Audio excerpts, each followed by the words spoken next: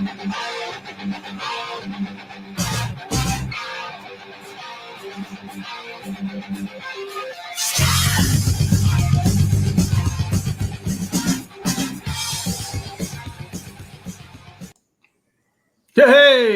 Hey! Guitar Dudes and Dudettes! How's everybody doing? I'm Dave. We're DR Guitars at this point, but I'm Dave. And you are Dave. I'm Dave. He's Brian. And we are the Live Wires. Hey, that was better. We did it better this time. A little bit, yeah. We'll get it right one of these days. Okay, still ironing out the kinks. I don't know. Dave's not here. Dave's not here, man. Open up, man. It's Dave. Thank you to everybody who's been harassing us in the chat for the last half hour. Thank you very much. Thank you. So let's see. We got a Mr. Phil Moseley music in the chat. Good evening. We do. Good morning, Mr. Moseley. Right before I knocked myself out of the chat right before we went online, so I'm gonna fix that while you all right. Say hi to everybody for me. Okay, all right, I got you, man. I got you. So we got Six String Brian. Good evening to you, sir. Mr. Joe Hervey, Mr. Daniel Horsley, Dry Heat 480, Paul Lou, Jasco Plumbing. Just saw you hop in. We got Chicken Guitars. Good evening, Miss Kaylin. Mr. Brad Miller, Mr. Will Varela. Give a big shout out to Mr. Will. Good to see you back, man. Hope you're doing well. Haven't seen you in a while, man. Mr. Bam Mozzie. Good morning, Mr. Mozzie from across the pond. We had Janice Lala in here earlier. Let's see. Who else? Who have I missed? I missed somebody. Said Brad, Daniel Horsley, Layla's Guitar Daddy, Ben Henry. Just kind of working my way down through the chat here. Work it. Work that chat, baby. And it just jumped on me. Terry Himes, Denny Allen. Guys, thank you all. Appreciate you guys showing up this evening. I think we've got a good show lined up. So we've been asked before why we don't advertise our special guests. Ivan Carter, good evening. I'm in the chat. I did it. Brian made it. It only took 3 minutes. So a lot of times we get asked why we don't advertise our guests. Well, we ran into a little snafu. One of our guests this week, our originally scheduled guest this week, had a family emergency yesterday, and late yesterday evening they weren't able to show up. And they were disappointed. They were so excited to be on the show, and they're still going to be on the show. Yeah, but we're just going to do a different day. Yeah. We've just had to reschedule. So, hey, all my peeps, that's partly why we don't announce it. Plus, we like to surprise you guys. Yeah, makes it more fun that way. More fun, yeah. Not going to give it away. Plus to somebody, if they cancel and we haven't already told you who it is, exactly. If we hadn't told you tonight, you would have never known. Except last week we told you it's going to be 2 guests, and this person actually could qualify as 2 people. That's how good of a guest it is. But next man on deck sometimes has to come up and hit one out of the park, and that's what our guest is doing for us tonight. Hey, there's Mitch Heyman. How you doing this evening, Mitch? So now there is a potential that we could have a live show together, isn't there, Brian? There's potential. I'm going to be in the same geographical region. Yeah, I mean we're talking about my house, okay? Maybe, yeah. In about there's a potential. There's a possible I might be hanging out and playing the custom Les Paul over there. Yeah. So His house. and now We gotta make that happen. To let you guys know that it would not be a Wednesday show.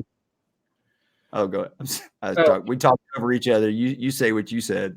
That's probably not going to be a Wednesday show, just due to Brian's scheduling. Yeah. So yeah, that Wednesday I'm going to be taking a helicopter flight over the Grand Canyon. So can't be. But I'll be back. We could do 2 shows that week. We could do a Monday show and a Wednesday show. We'll just keep our Wednesday show intact, and we'll just do a bonus live wires. Perfect. I don't know if the world's even ready for that yet. Are you guys ready for 2 shows in a week? I don't know. Let me know.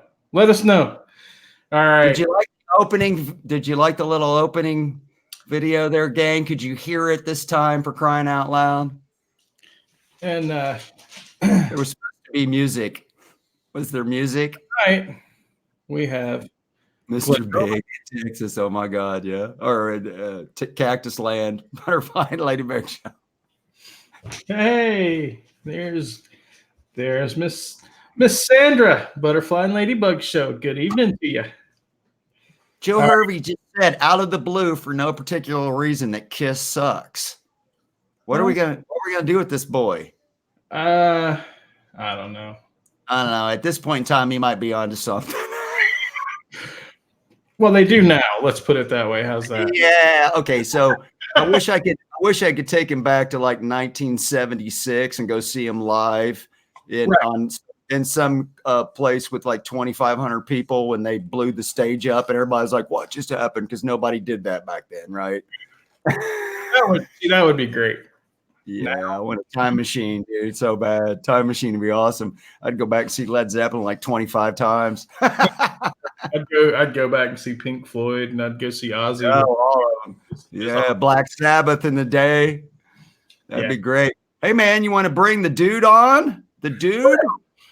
The dude. So, dude's not the Duke. It's not even the Duke. It's not the dude. It's not the Duke. No, but I will say something real quick. But before we bring our guest in, I just want to let this person know I really appreciate him stepping in at the 11th hour. Short notice, baby. Short notice. We were slamming and jamming, trying to wrangle a guest in, and yeah, man, we were locked and loaded. And then what time was it yesterday? It was late. It was fairly late. Yesterday. Yeah, late yesterday. We were like, man, we are locked. This is gonna be awesome. They were like, scramble mode. So yeah, we had to scramble and anyway, I was able to pull this gentleman, and he agreed to come in on short notice. I don't think you guys. He doesn't need an introduction. We all know him. We all love him. He is none other than the Count from the UK, Mr. Phil Moseley. Yes, he is.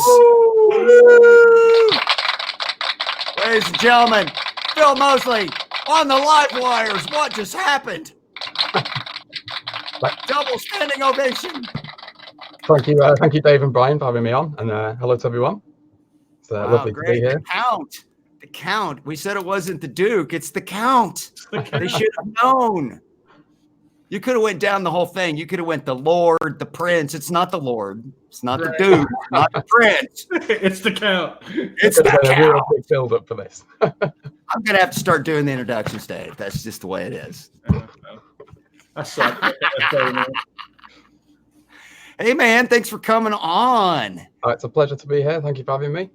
You were on the short list of guests we wanted to have on anyway, and you so generously stayed up till the middle of the friggin' night to come on our little show, and we really appreciate it.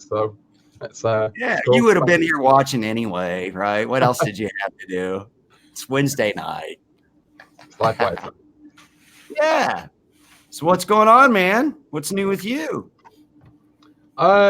Well, I've been continuing the backing tracks and stuff, and then the last couple of weeks I've been speaking to some companies that are going to be there's a couple of small guitar shows. They're nothing to the scale of NAMM or Sweetwater's Gear Fest, but they're a bit local to me, so it's accessible. I can go to these places. And what part of sorry to interrupt, but what part of England do you live in? I'm in the northwest, so just quite close to Liverpool, which is Cool. Everyone knows where Liverpool is, so yeah, near to Liverpool. And one of the shows is actually there, but the one that I've got in, it's only about 2 weeks away now, is in Leeds, which is sort of the other side of the UK. Okay. Still up north with me, but just to east instead of west. To the east coast. Yeah, a bit closer to the, well, not quite the coast, but well, we're all pretty much coastal in the UK anyway. Well, you're on an island, dude. Yeah, on an island, so. There's a cusp somewhere to be found. Yeah. But yeah, so just getting stuff ready for those things. Speaking to a couple of companies that are willing to have me do a bit of an interview with them. Swing by, take some photos, take some footage of their stuff, and talk about the guitars. Got some sort of uniforms designed, so I'll look the part and everything. Check out. Hopefully everything's going to work out. Yeah, there were four dudes from Liverpool, at least 4 dudes, or at least around that area. They claim Liverpool. I don't remember like Jim, John, George, and Jack or something. Yeah. What's the name of the poor sap that was the drummer before Ringo? I've just always really felt sorry for that guy. I mean, that guy.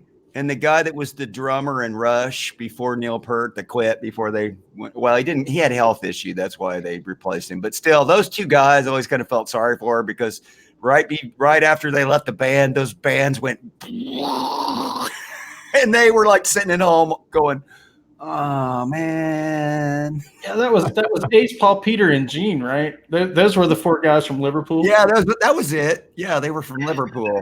Ace, Paul, Peter, and Gene. Thanks, Eric.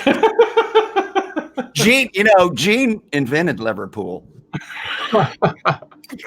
Gene invented the Beatles. He discovered them and recorded their first demo tracks, just like Van Halen did both. Beatles, Van Halen, everybody invented it. Feels like I don't know what to make of these crazy Americans, man. Out of their mind. All right, so should we fire up the Q&A? Let's do it. Let's fire up the Q&A. Phil, did you study for the quiz? I remember that there was you remember there was going to be a quiz. That's about as far as I went. You didn't go back and study your notes or anything before the quiz? I'd embrace the unknown. So the first question is, were you a good student? Most of my teachers would probably say no. A couple of them would have said yes. Your music teacher would have said he was an excellent student. Actually, probably not. No, I failed music miserably. Oh, really? Yeah, big I time.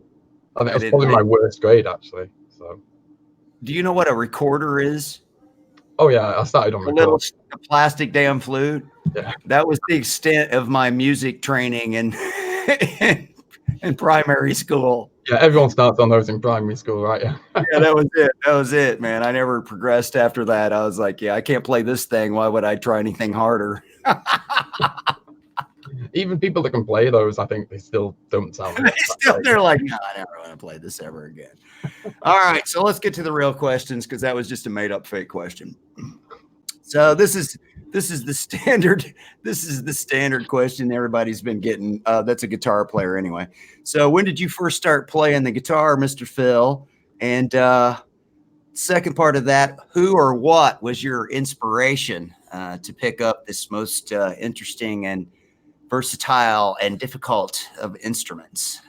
Well, my first proper serious instrument was actually the drums, and they're just quite impractical. So I think half of the inspiration for wanting to play guitar was kind of just something a bit more convenient to play. Took up less space, and looking a drum kit around wasn't fun. You need a roadie for that. Yeah, that's right. Drum tech. And I don't know. I guess it would have been the early years of high school. How did you? Well, tell me this though. How did you first decide that you wanted to bash drums? How did that come about? It would have been how old were you when that happened? So the first year of high school, I don't know however old that is over here. I think it's like 11 or something. I remember there was like a percussion workshop, and the guy who was leading the percussion workshop was the drum teacher for that school as well. And I just really enjoyed the workshop. And when I started at the school that year, I think it was like to my memory, it was like an open day before I started in year 7, and they were showing all the things that the school can offer you. And I just went straight to that drum teacher and was like, I want to get lessons with you and learn how to play the drums. And it was probably about maybe not even a year after that. I didn't switch to guitar, but I picked up the guitar as well. And I don't know if there was any particular inspiration other than just wanting to do more music. I discovered the sound of rock and roll and distorted guitars, or I suppose it was new metal and grunge at that time. Without giving away your age, about what year was this all going down? So because that'll give away to us what your teenage music. Yeah, so the music that sets you off. It would have been the early 2000s, well, late 90s, early 2000s. So okay. Yeah. So a little grunge in there, maybe a little. Yeah, we had a good Brit pop scene over in the UK as well. So you got bands like Oasis, Blur and Oasis with the two sort of polar. Oh yeah, Blur. I like Blur. And other British stuff as well. But a huge influence for me at that time would have been the new metal scene. So things like Dave's like Slipknot. That was JJ. That was for JJ's House of Jams. JJ. Oh, JJ's that in was there. for JJ. JJ. I thought it was for new metal. Hi JJ. We'll throw one for JJ too. Cool, man. Yeah, all so like that. Yeah, so you started on drums. Did you have your own kit, or did you just beat around on what they had at the school, or? Yeah, I got my parents got me like a cheap. It wasn't a toy kit, but it was like the next step up. It wasn't quite a full instrument. The cymbals were really thin, and the skins were just tight plastic. Well, they're not going to. It didn't sound great at all. They're not going to get like pearls until they figure out if. Exactly. Yeah, and then we figured out that the little performance percussion kit wasn't doing me justice. It wasn't going to get it. Yeah, we upgraded to a pearl kit. I was lucky enough to get an upgrade to a pearl kit. And that I do still have that kit, but not set up. So it's in storage in the attic. So one day I'll get a bigger place. I'll set it back up again. There you go. So you still have get a decent kit in the end. Oh, so deep down in your soul, you're still a drummer somewhere inside. You're still a drummer. I play keyboard as well a bit. So I think it's just the fact that I record everything. One-man band, Dave. All my backing tracks are all me. I don't. Oh, really? For them. So, even the drums too? They're not drum tracks, or the I use a drum VST instrument for like that. like a drum machine kind of thing that you have to program. Yeah, it's called Addictive Drums 2 by XLN Audio. By the way, if you guys haven't. If you're not subscribed to Phil already, Dave, can you throw his channel up in the deal? There's one video you have that is especially fascinating to me that you show how you produce your videos, and oh man, that's just top notch stuff, dude. Next stuff. That was kind of scratching the surface on just how I do this. Yeah, I know. And I'm actually working on something a little bit more thorough as well, which wow, it's taking a bit of time, but I'll get it finished soon. And, yeah, up there. Phil's a pro. Let's just put it that way. He's got his little act together over there, across the pond, right? All right. Well, let's move on to the next guitar. So you started off beating the bongos, and then you moved on to the silly 6-string thing. What was the first guitar that you owned personally? What was your very first guitar that was yours? And do you still have it? I do still have it, but not. It's in bits. It was.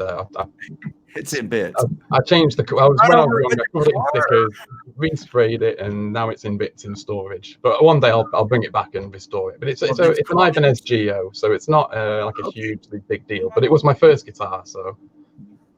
Still in production to this day. Yeah, well, they're good.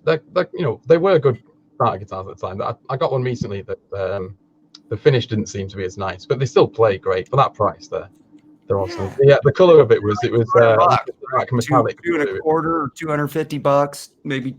Yeah, $200. Well, I don't know what that translates into pounds, but I don't know how much they spent on it. It wouldn't have been much though, because yeah. So mom and dad get you this. Already got me a drum kit. So. mom and dad bought you the guitar though, right? Yeah, my first guitar. Yeah.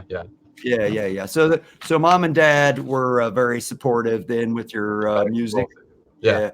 Did you have any brothers or sisters, or did your mom and dad play instruments or sing or do any of that kind of stuff? Yeah, so my parents are both pretty musical. Not so much these days because they're quite busy with their company. But they used to play a lot. So they used to be members of a church where it's like an evangelical style church. So you got like the band up at the front, and my dad would play guitar. Sometimes my mum would sing with the tambourine. So your dad was a musician then? Yeah, he plays. It's not an electric. He plays it's an Ovation semi-acoustic. With the round backs. And he used to play that, and that was kind of, I guess that was sort of an inspiration for me wanting to. So you did have inspiration. It was just inside your family, maybe subconsciously. Mm-hmm. I had the same. It's always something they've encouraged. So. Both my parents were great singers, and my mom was a wonderful piano player, and my sister can sing, and they tried to get me to take piano lessons, and I was like 14. I want to freaking guitar, dude.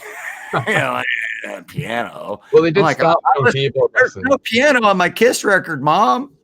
Yeah.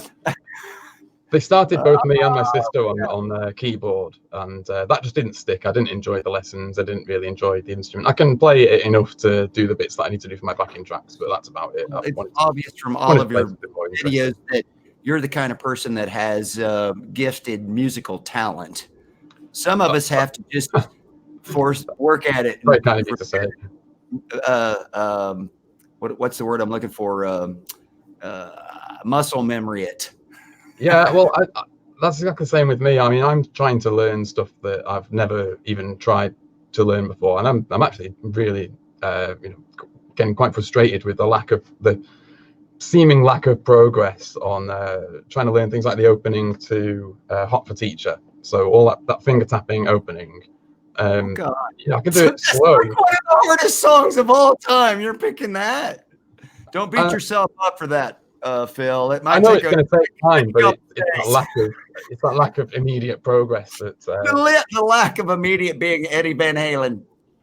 I'm just used to playing chords into Cubase and running a camera, and I didn't turn it into a backing track. Eddie Van Halen's a completely different kettle of fish. So, Phil, when you were a little guy, when you were a little tyke, when you were a little boy, what did you want to be when you grow up? Did you want to be like a superhero or a fireman or a policeman or Bobby? You call them Bobbies, don't you? We've got a few names for them, yeah. So do we.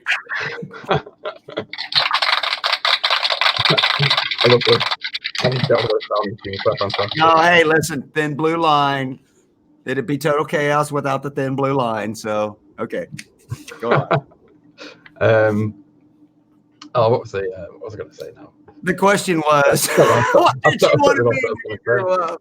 Yeah, I think it was always something to do with music. Musician. When I was a kid, it would have been a pop star. Then it would have been a rock star. And now I've evaluated life and know that rock stars aren't really the immediately achievable thing. Just being involved in music anywhere, it's always been a dream of mine. So, well, you're totally going to try and make it work now. You're rocking the dream, dude. So you've got some pretty cool guitars.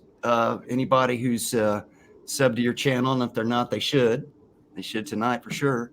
Has probably seen several of your different guitars. Which one of your current crop of axes do you consider to be the number one? I knew that question was going to be coming. That's such a tough question. My Nashville Telecaster is always going to be very close to my heart because that was the first one I bought for myself. So it's got a lot of sentimentality. How long have you had it? Probably about 14 years, maybe. Oh, 15 okay. years, So yeah, so you guys you're joined at the hip. He hasn't gotten it yet. It's on its way, though. What are you talking about? His number one. It's on its way. Oh, my number one. Oh, it's number one. It's number one. Yeah, his number one's still hanging somewhere in London in one of those high-end guitar shops. No. It's coming from like Korea. Oh no! Wait a minute. Yeah. Oh, wait a minute. Hang on. Wait a minute. There's a SM1 in your near future. Somebody's future. Did you get it yet? Potentially in somebody's future. They are. Somebody. They are arriving shortly, so someone's going to end up with it.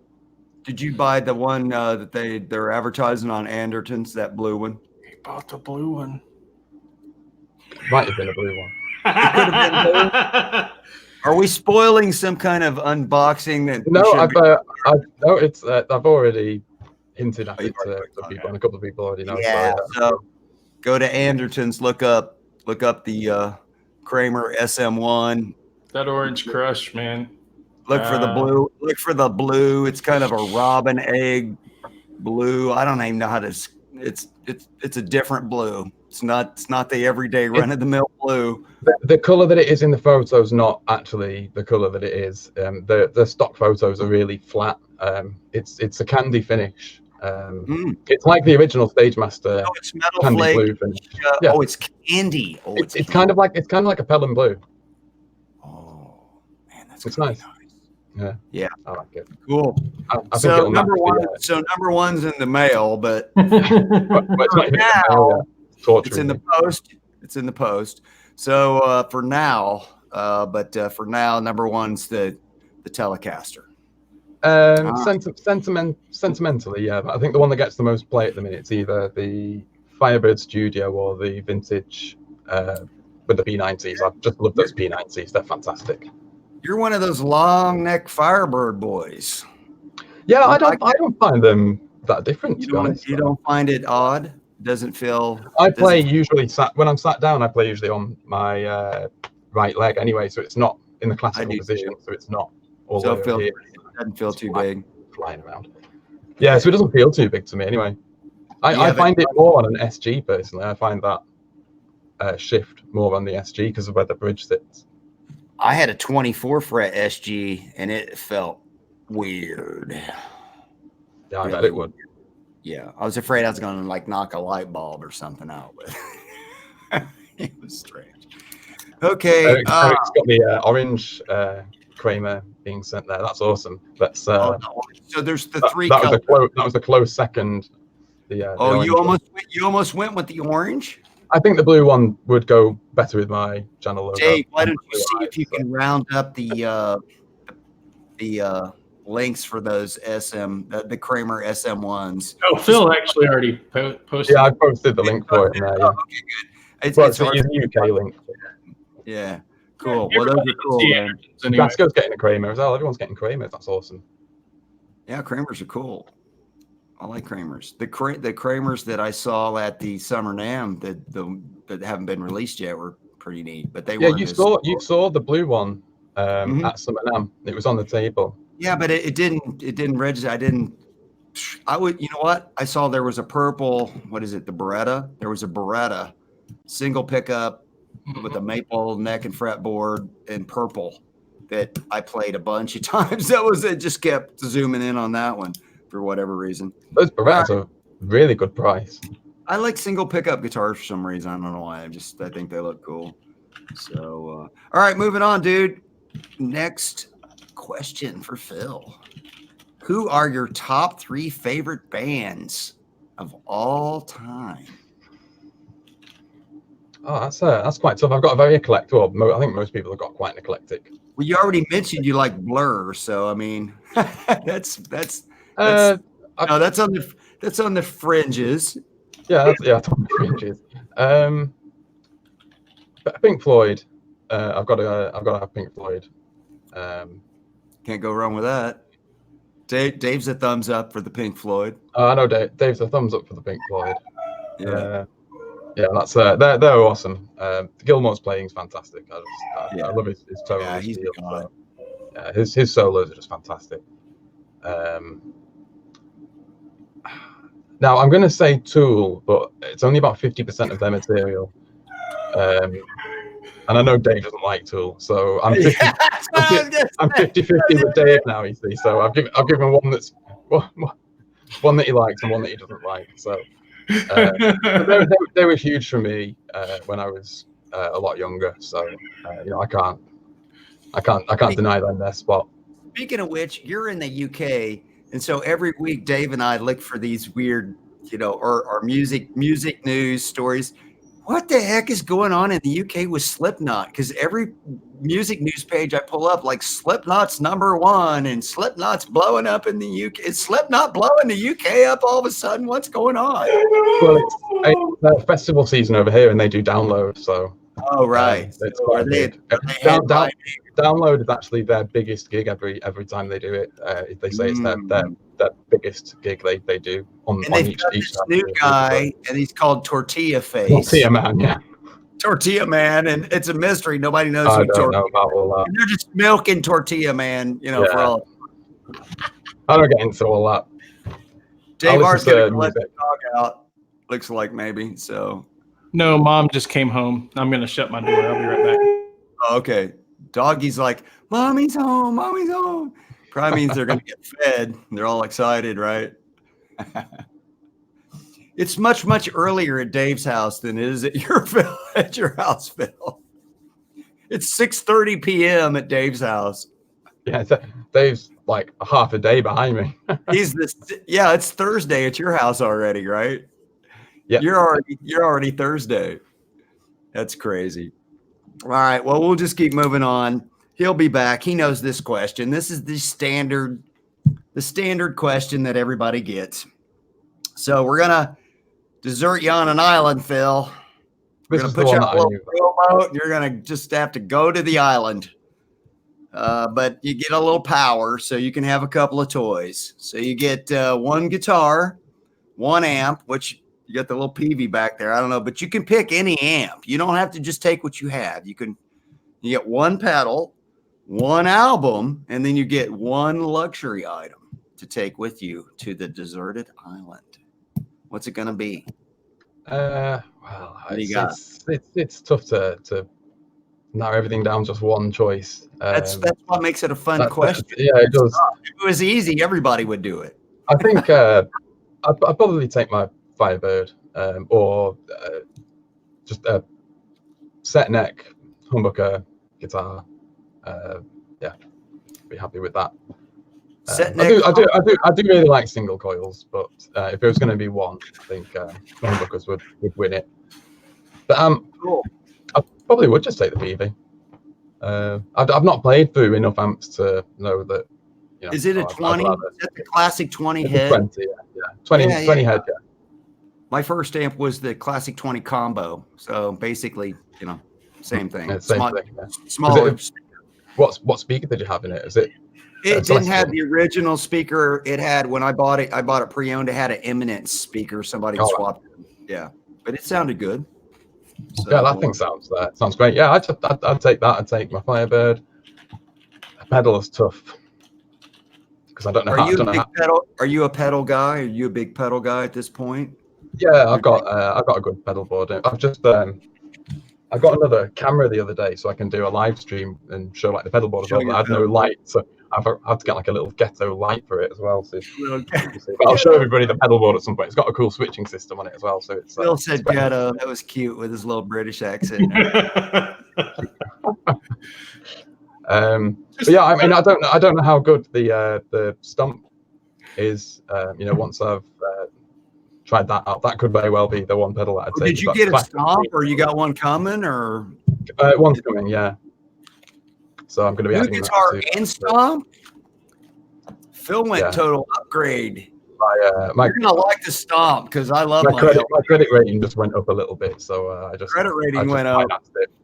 That's good. Yeah, I need to get some stuff. You hit 1,000, and you can get all kinds of gear. They'll just be sending it to you for free then. Well, that's what I heard. When you get 1,000 subs, it would be nice to get sponsorship for the Let's Jam backing tracks that I put out, because I put out a free backing track every week pretty much. There's been 2 weeks that I've missed, separate weeks. If any companies that are good quality that I already use wanted to sponsor me, then I'd be well up for that. But I don't think people are going to be sending me stuff for demos and stuff for a while. I think that's somebody sent you Crocs. No, this was send them back, dude. No, dude, I love my Crocs, man. This was from Ladybug and Butterfly show the other morning. Monday morning we were talking. Oh yeah. They were talking about Crocs. Yeah, I love my Crocs. Best shoes ever, man. Especially where I live. Best shoes ever, hands down. Well, Crocs. Phil could pick Crocs as his luxury item, but he's still going to have to narrow down the pedal board. I need one pedal, brother. So go with the stomp. Go with the stomp. Just no, he don't have any. Well, I already told him it could be something he didn't have, so he can get what he wants. Hi, Janice Lala. How's your new? I'd take the stomp, and if it doesn't stand up to the job, it's Dave's fault. Okay, it's your fault. I'm glad I'm off the hook. But if I was to say one pedal and not cheat with because it's kind of cheating the modeling thing, isn't it? So just a good overdrive. Any good? Pick one, like Tube Screamer. The OCD. I'd go with the OCD. OCD. Okay, OCD. Okay, we got one. All right, you get one album. All-time favorite album is going to be Pink Floyd, or are you going to shop? It's going to be the album to the island with you. Yeah, I'm taking to the album. It's probably going to be the Wall. The Wall or Dark Side is very close, but I think the Wall's got a couple of songs on it that are just really big songs for me. So. There's some entertainment on there for there's some there. It goes through the colors, so yeah. All right, that's a good one. One luxury item. This was the easy one. Something to record on, so whether it be a multi-track or a computer or whatever, just anything that I can record with. Cassette player. Yeah, anything, whatever. I mean, preferably a computer with a DAW, and then I've got all the virtual instruments as well. But we said you had. If not, then just a little digital or tape. You could have said studio. We said you had electricity. Luxury item could be studio. Yeah, whole studio would be. Whole studio. I mean, it's just basically a private island with the studio at this point. That's what I want. Yeah, that's what you wanted anyway. I don't see the whole problem here. Right? Why would I send a message out in a bottle when I live on a private island with a studio? Quentin, hack just unfriended. Oh my goodness! All right, Dr. Dave, I have talked enough. All right, it's about time for you to talk. All right. So, are you ready to talk? Yeah. Any time. So, I did a live stream. What was it? Monday night. And I showed a little bit of this for any of you guys that weren't there or missed that. I'm going to go ahead and show you. So this is about actually repairing finish. So I know Relic's all the rage and everything, but when you build a new guitar, last thing you want is to, unless you're trying to Relic it, the last thing you want to do is ship it out with some imperfections in the finish. So what we've got here, see if I can get my light to show it. Okay, so you can see right here. So I had a sand through in the finish. It's just where when I sprayed it, this was just thin. Can you present yourself, dude? Or no, I can. There you go. Yeah. There you go. So I'm trying to do this on the screen. I just look over.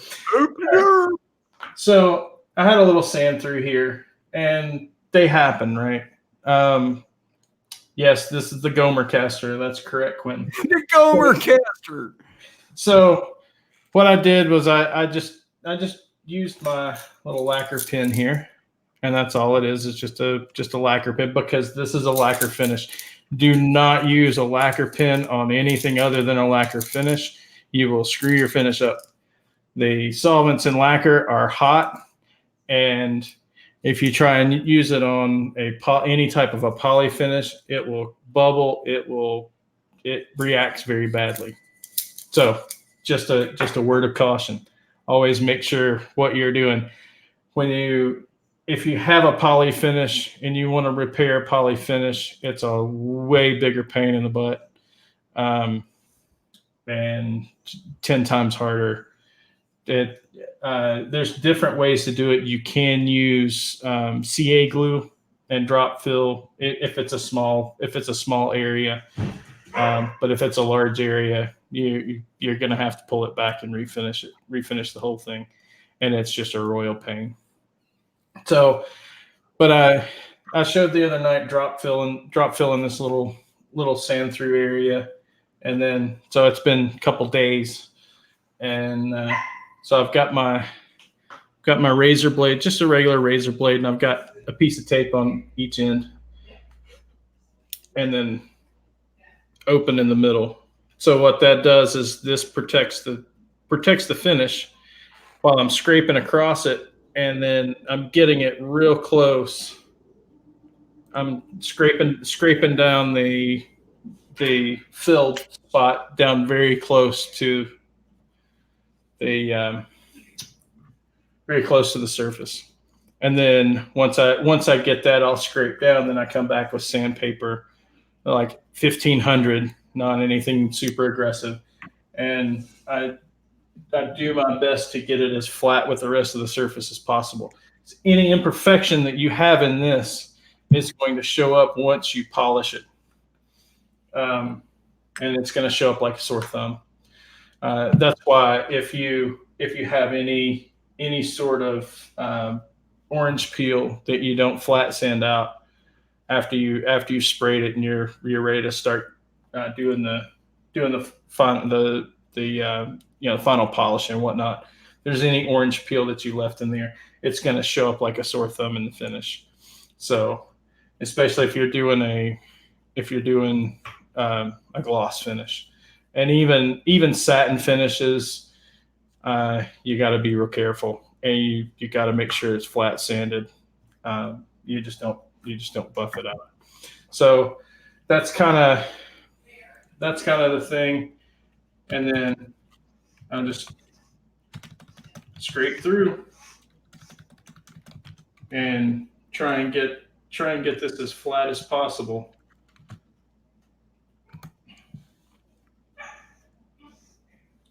And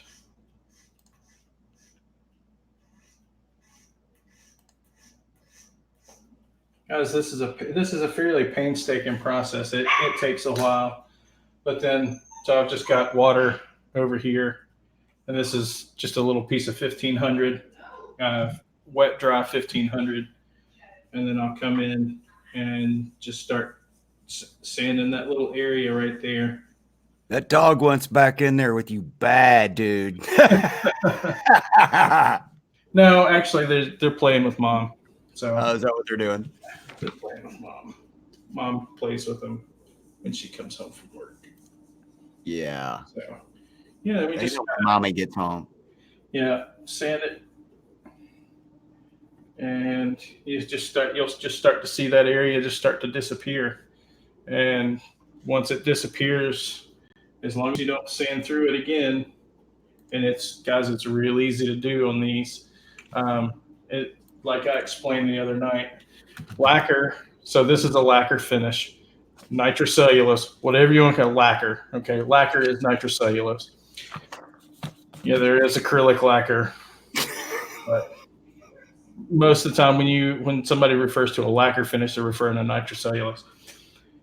Nitrocellulose forms a chemical bond. It does not form a mechanical bond. That means each layer that you spray on top melts into the previous layer, and it chemically bonds to the previous layer. So the finish is a single layer, whereas a polyurethane or polyester is a mechanical bond. So one layer builds on the next layer on top of the next layer on top of the next layer. So yeah, that's why I say with a lacquer finish, it's really easy.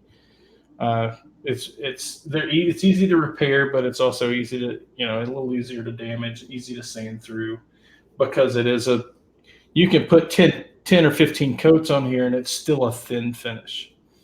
You have to put a ton of finish on it to build up a heavy finish, like a polyurethane finish was going to be. Like, take your Epiphones or like that BC Rich or that that Ibanez over there. It's got a heavier finish on it, or some, like my Jacksons have poly. So the back on this, Quentin, is alder, and the top is maple, and it's got a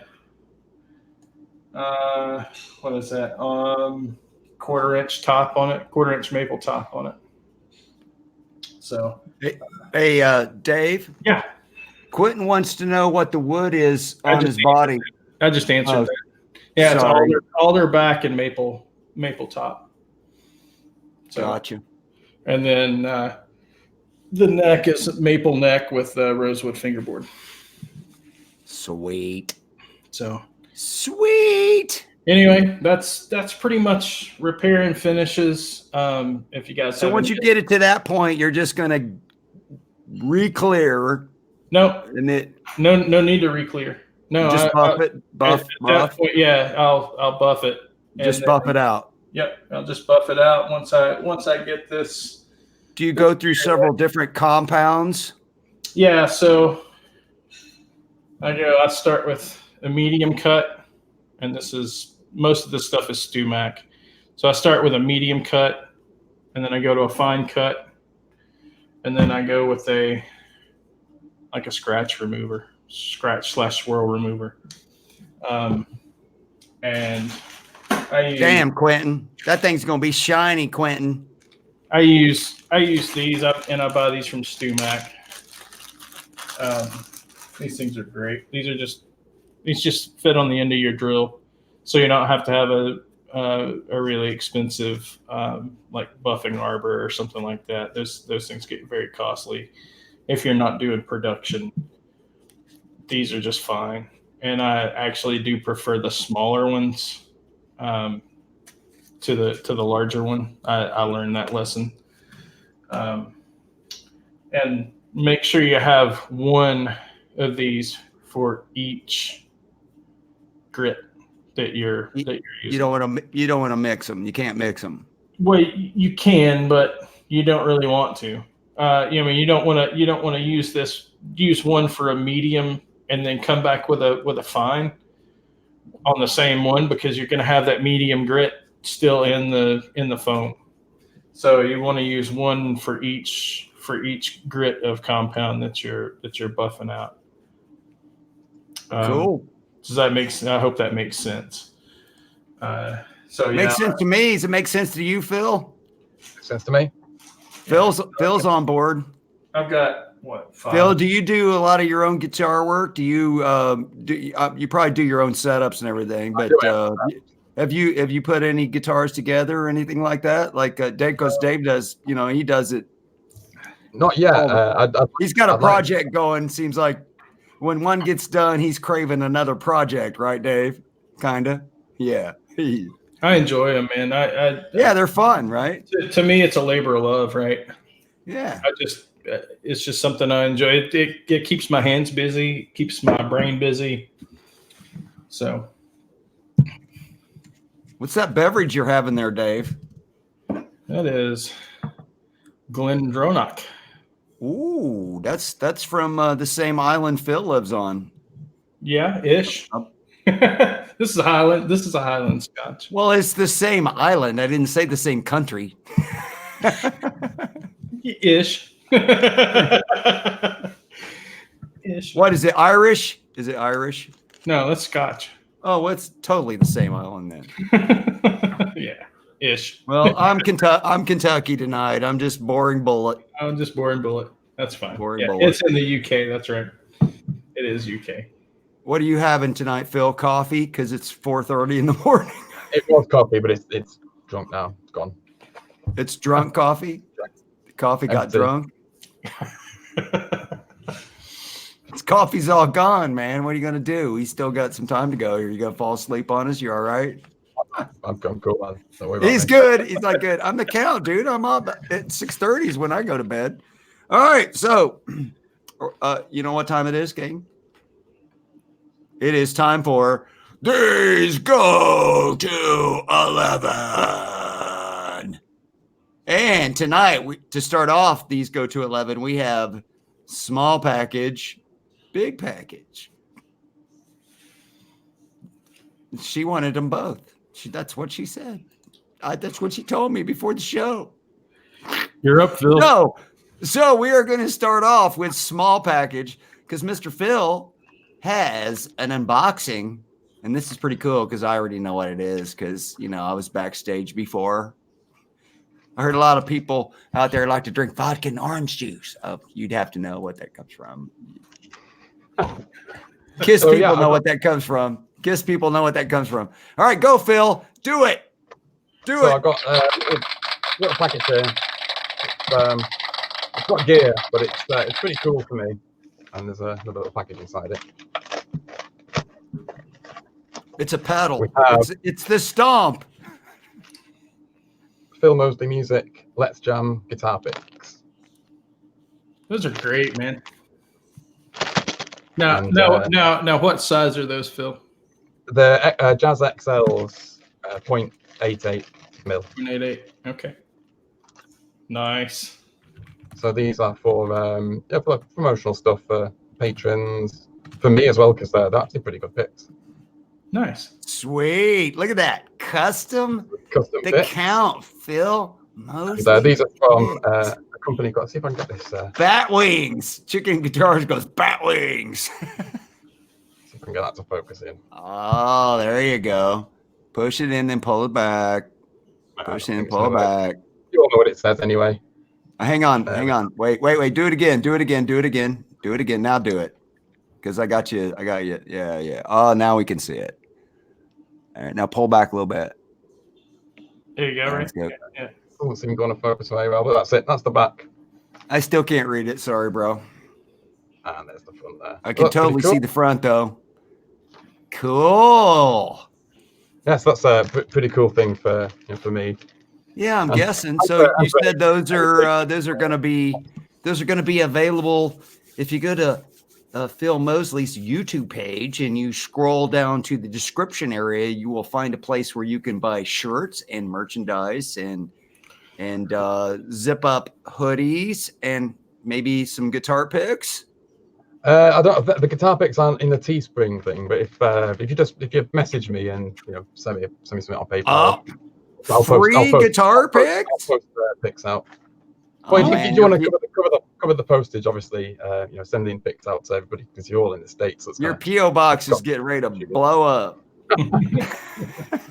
But yeah, they're Cool. anybody wants, just let me know. All right, so that was the small package. Yeah, Now we're small ready for the big package. Sorry, So, Phil. I mean, I didn't mean to describe Phil's package as small. I mean, I didn't mean it like that. dig yourself, man. Just keep digging. You'll get there eventually, man. You either gonna get to China or you're gonna make that whole big. Sorry, Phil. Sorry, Phil. I'll buy another T-shirt to make it up to you, or a coffee mug or something to make it up to you. I couldn't beat this package anyway. This is cool. So big Yeah. package. So Big package. I got an email the other day, and It's an R9. No, got an email the other day, and somebody reached out to me and but because of this, right? And say, hey, do you need a, do you have a case you're shipping this with? I said, no, I don't. I've got a plan, blah, blah, blah. And this person said, so what's your address?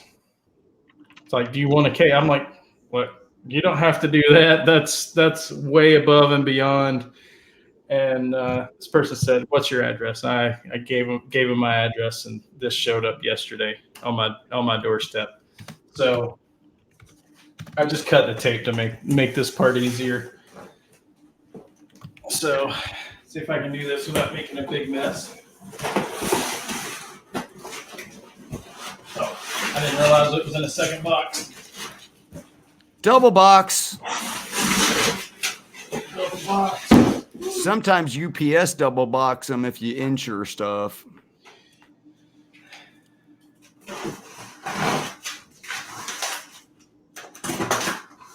So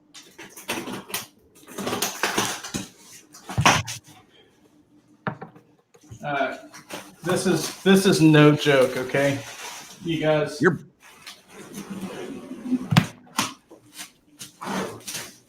know what, Quentin? I know where you live. I'm gonna drive down to your house when you're not there and just break in the window, because you are hooked up, guys.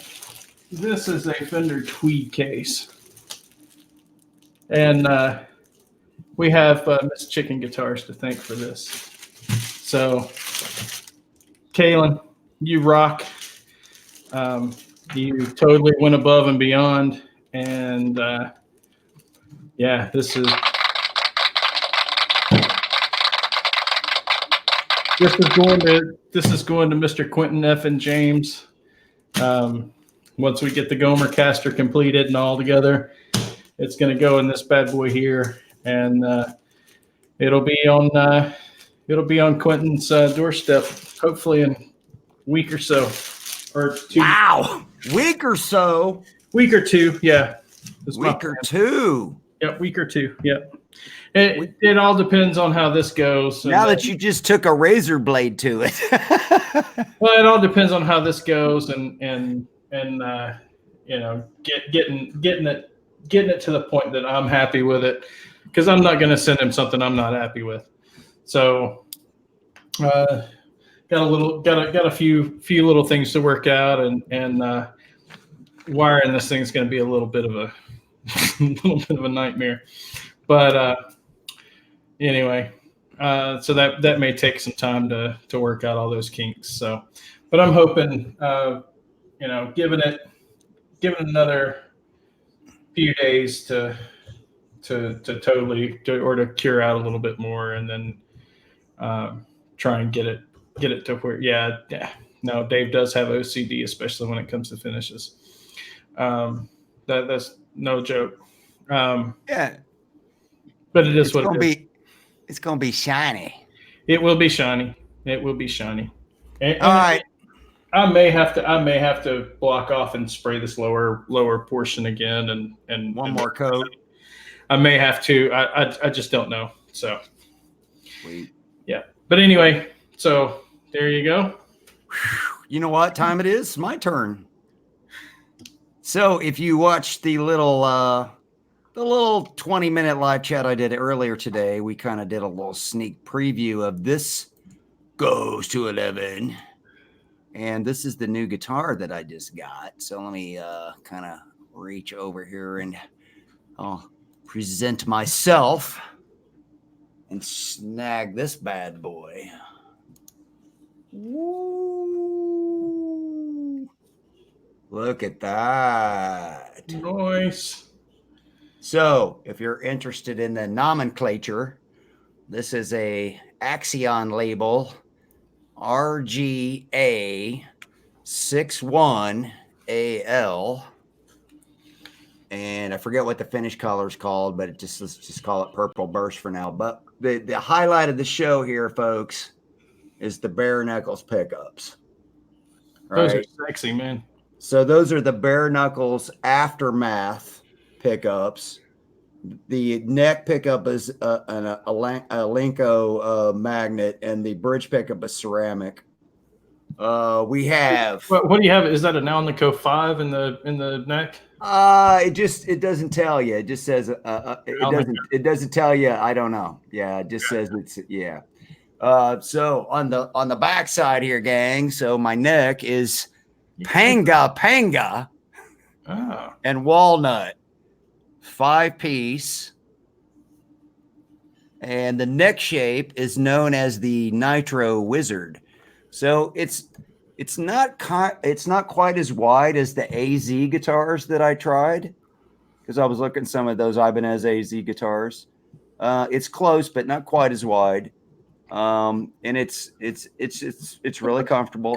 It's not super mega tiny, but it is flat. It looks like it's got a little more beef than the. It's got some meat. It's called it's got some meat, but it's still flat on the back, right? So it's still flat, but it's just a little bit thicker and we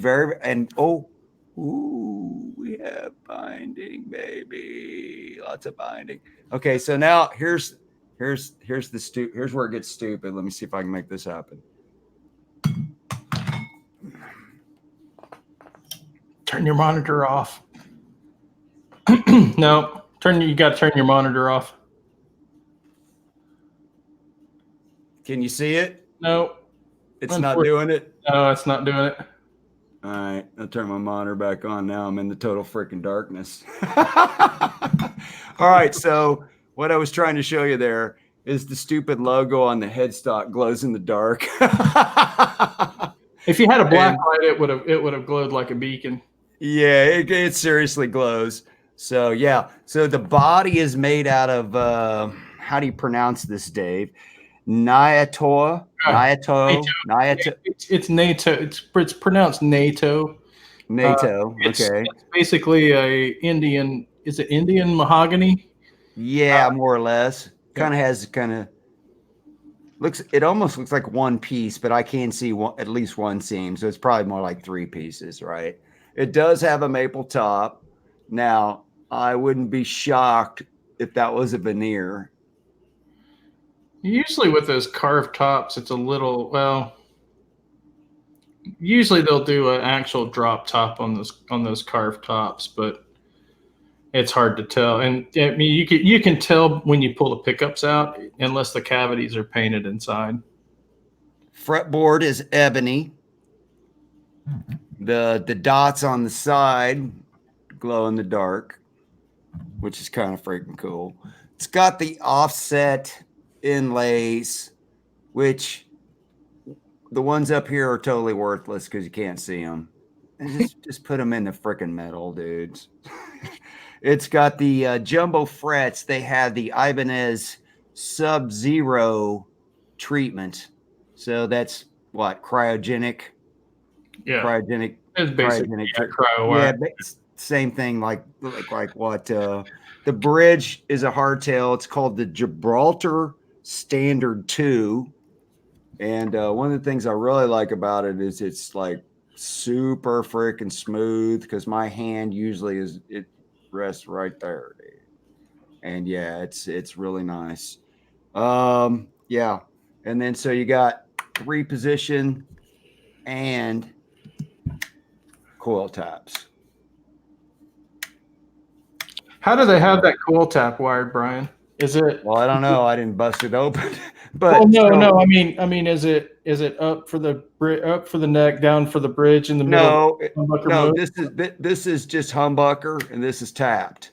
It's not. That's not a 3-position. That's a 2-position. Okay. This is a 3-position. No, your mini. So yeah, it's a 2. So if I tap it in the middle, I get single. Right. Single. Otherwise, I'm just single or wherever I'm at. It's on off. Yeah. Yeah. So what do you think, gang? Pretty, huh? And listen, this thing, it's almost as light as my headless Kiesel. And I always wanted an Ibanez S because they're so freaking thin, right? And this is... It's pretty thin. Pretty freaking thin. Is that about 1.25 inches on the edge. Yeah, well, there it may be what, 1 3/4, and here it's 1/4 inch. Yeah, yeah, right here it's like 3/4 of an inch, if that, half an inch maybe. So yeah, what do you think, gang?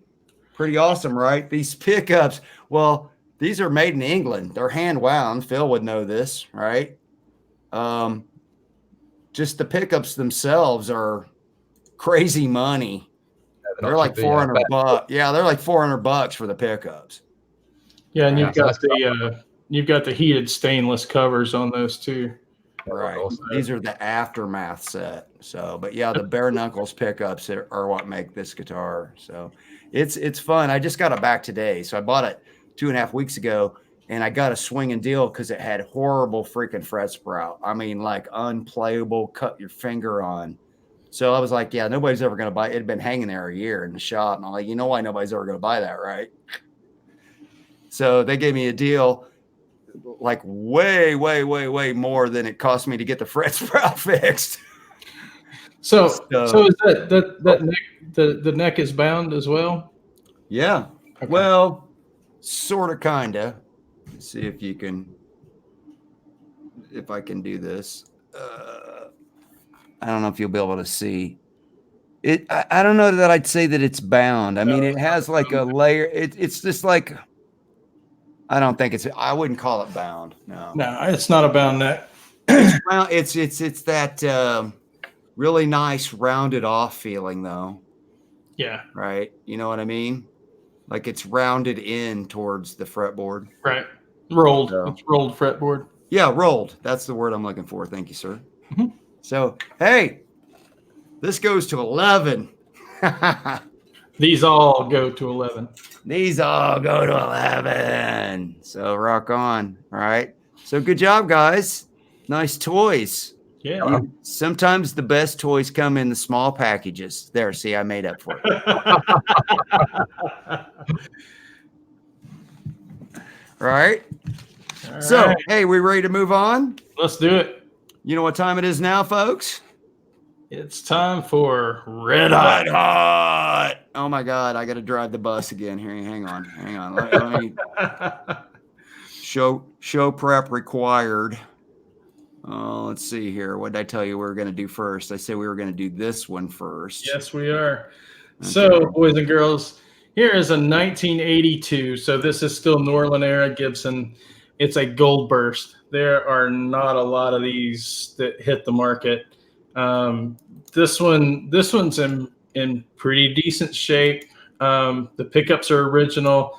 So these are, I'm not 100% sure. I don't think they pull the pickups out in these pictures, so I can't really say if they're it's right got the chainsaw case. Yeah, it's the Gen. I believe that's the Gen 3 chainsaw, which is the good chainsaw case. Got the double neck support. Yeah, that's the Gen 3. That's the most desirable chainsaw case that Gibson ever made. It is missing a little bit of wood from the headstock right on one of the ears.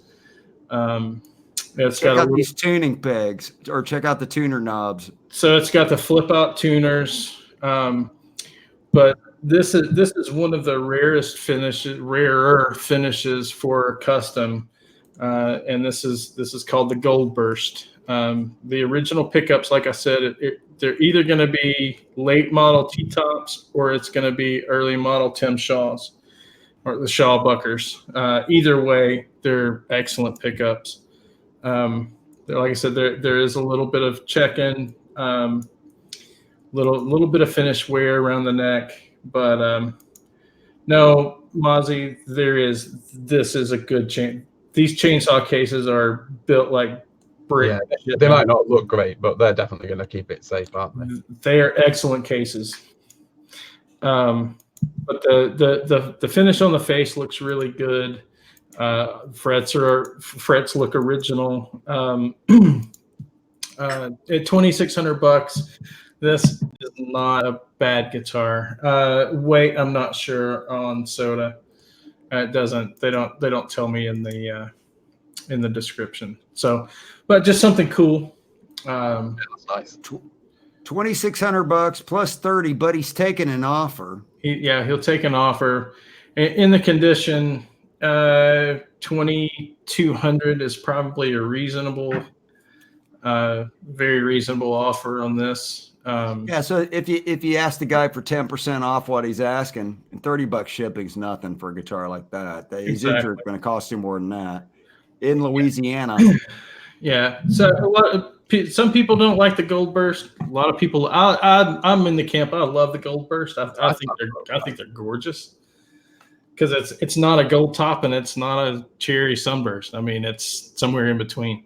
So anyway, moving along. Moving along. All right, let me try to move us along here. I got to get rid of that one. And then I gotta do this one. And so the next one is gonna be another Gibson. We got another Gibson. This one is from the Music Zoo. This one popped up in my feed today, and this is a 2008 Gibson Les Paul Standard Professional with a premium honey burst. So, finish on this thing speaks for itself. I mean, you're under $1,700. You can go on Reverb. Music Zoo is also on Reverb, so you could probably offer and probably get this one in the 1,500 range. Wow, look at that thing! This thing is gorgeous, guys.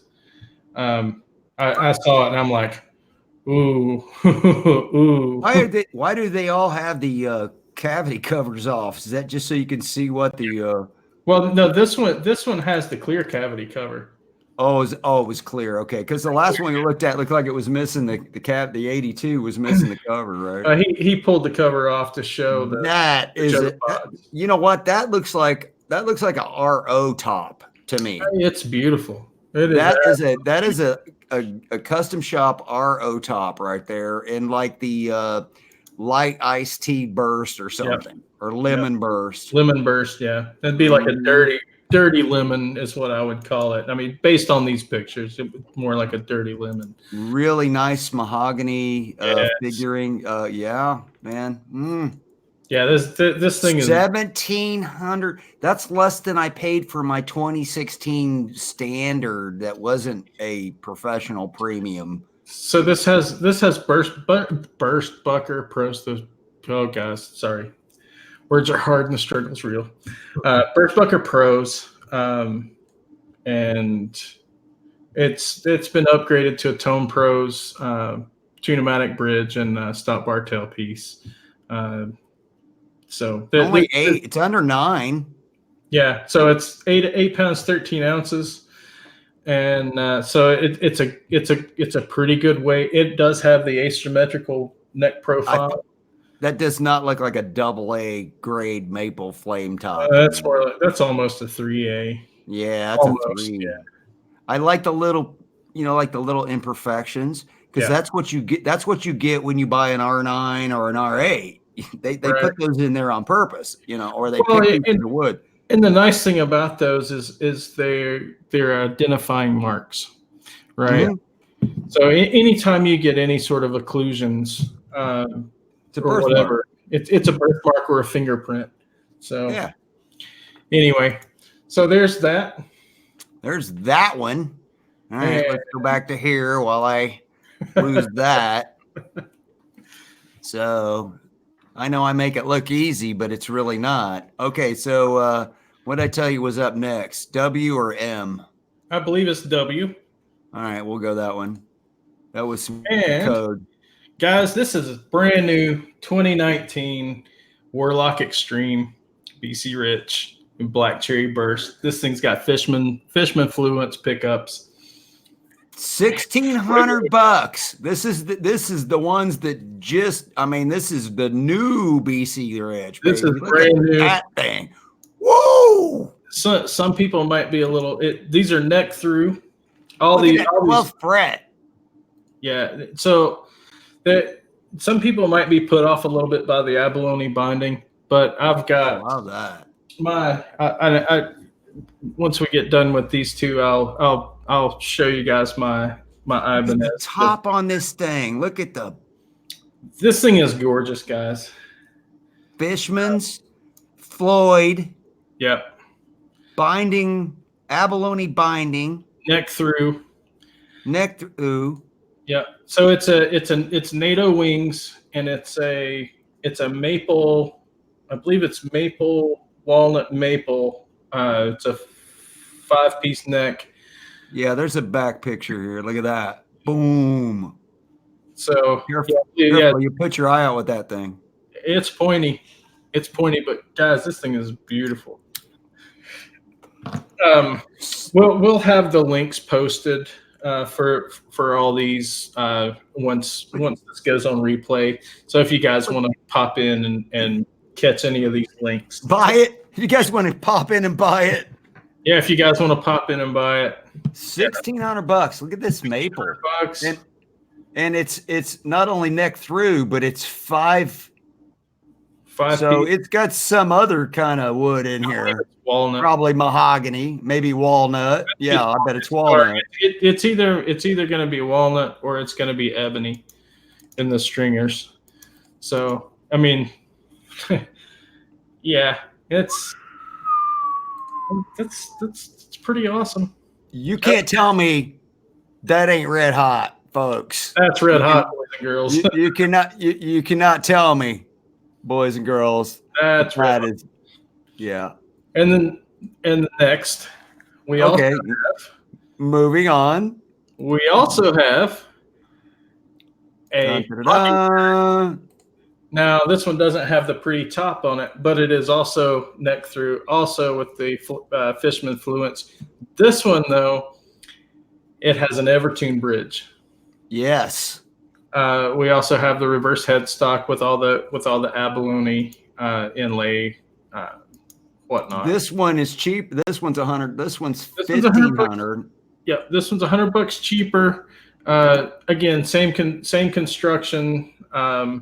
You've got the neck through with the NATO wings on this. I believe it's NATO.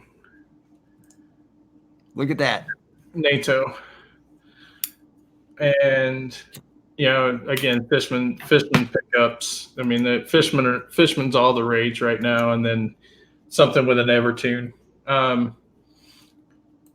Some people love the Evertune. Some people hate it.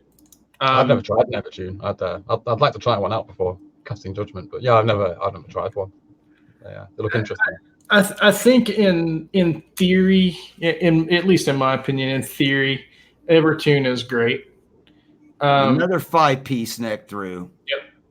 But in reality, from what I've seen with a lot of guys that have gotten them, they're kind of fiddly. Guitar Pick Chris, who we had on our second guest, he had a guitar with the Evertune, and he really liked the one that he had. Right. Just based on the videos that I know he put out on it. So, but the thing with this, if you're going to get an Evertune though, you got to realize that. So whatever tuning you want this guitar to be in, that's what it's saying. That's what the tuning's going to be on this guitar. Yep. There's not going to be any just changing the tuning on. It's as bad as Floyd. Yeah. Really, truthfully, for setting up tuning, it's as bad as a Floyd. That's why I say it's fiddly. So yeah. But super freaking cool guitar for that money. I just this Red Blanket guitars, they somehow they must be hooked up with Ibanez or with BC Rich rather, and they seem to get the cool stuff first. So anyway, we have one more guitar. And I'm the only one that knows about this one, and this one here is kind to just maybe, I don't know, punk Dave with a little bit. Dude, that is badass. Because that is the Darth Vader guitar. That is badass. That's Yeah, awesome. I thought Dave would like that because I know Dave is a. So this is Star Wars. yeah. So it's been on here for a year at Sam Ash in Dallas, but it's a Fernandez Retro Rocket Star Wars guitar featuring Darth Vader with the original hard shell case and the certificate of authenticity, and it's down to $1,189. They're about $1,200. That's cool, man. I like it. Yeah, so they're basically trying to give it away. No, And, they're not trying to give it away. no, they're trying to give it to you, brother. Right. No, that is cool, man. I wouldn't mind having that. I thought you would like that. Yeah, look, that's cool. It's got a really nice kind of neck joint thing going on here. Right? It's got a really nice, if you're kind of overweight, you got no problems. You got no problem. Got no problems there. We're having a dog fight in the background. Yeah. Dog playing. So anyway, I just thought maybe Dr. Dave would appreciate Indeed, that's cool. That particular guitar, and that brings us to the end of the segment known as the Red Hots. Yeah. I have lost total track of everything happening in the chat. Has anything transpired in the chat that we should be aware of? I've been keeping an eye on things. You have been scoping. You have been scoping the chat. Yep. Phil, are you hanging in there? Are you getting sleepy yet? I'm still firing, mate. Still firing. Well, it just made me laugh. Lack of interest disturbs me in the Darth Vader guitar. That's funny. I like that, man. What can I say? I'm a Star Wars nerd, man. Vader guy standing on his desk. Well, actually, it might be there. Is it to the left of your monitor? Is there a little Darth Vader guy? Yeah, he's right there. I'm not gonna say Jack because I just unboxed a little Ace Frehley guy earlier today. Right there's another Darth Vader, and then I've got a Kylo Ren right next to him. Hey, there you go. That's what I'm talking about. You guys are brothers from a different mother. Is it possible to fist bump like? Oh, he's got him on the wall. I got the Empire Strikes Back there, and I've got Darth Vader up there, and I've got a Star Wars clock back there. Yeah, guys, I'm a Star Wars nerd. What can I say? Yeah, and you can see Vader right there. I am your father. That's great. That's great. And this brings us to, oh my God, Circüit Breakers. Woo! Our final bit of the show,